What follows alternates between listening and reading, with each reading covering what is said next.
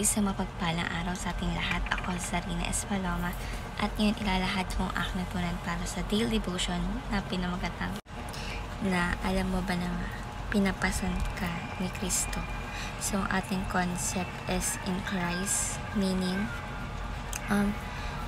the praise in Christ, in Him, in whom,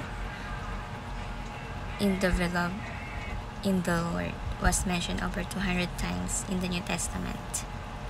To be in Christ means that a believer is united with Jesus through faith.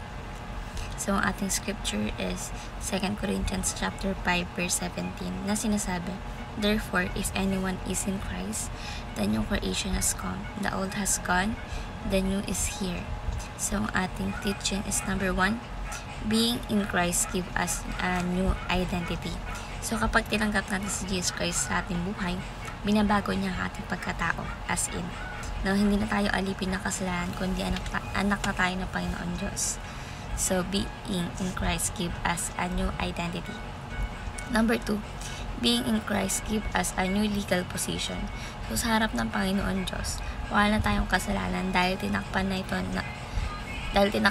at niligtas tayo at pinagbayaran na nito ni Jesus Christ.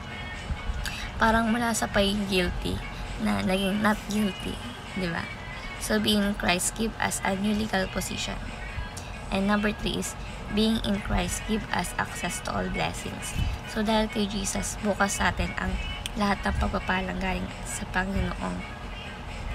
Panginoon Diyos, no? Kapayapaan, kalakasan, gabay, pag-asa, lahat yan, no? Kahit may problema ka, nakakaramdam ka ng freedom or kapayapaan, peace, at takas. Dahil alam mo, kasama mo si God, no? So, being in Christ give us access to all blessings. So, bilang application, number 1, ask God blessing in the name of Jesus.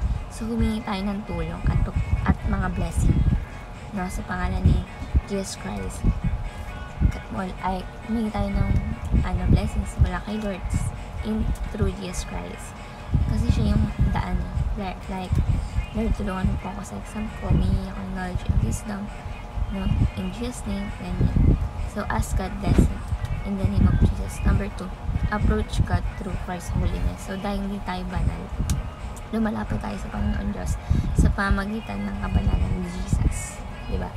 Sa pangalan mo, hindi mo sinasabi, karapat-dapat ako konti dahil kay Jesus na kalapit ako sa Lord Diyos o Lord God. So, approach God through Christ's holiness. And lastly, appreciate God for our union with Christ.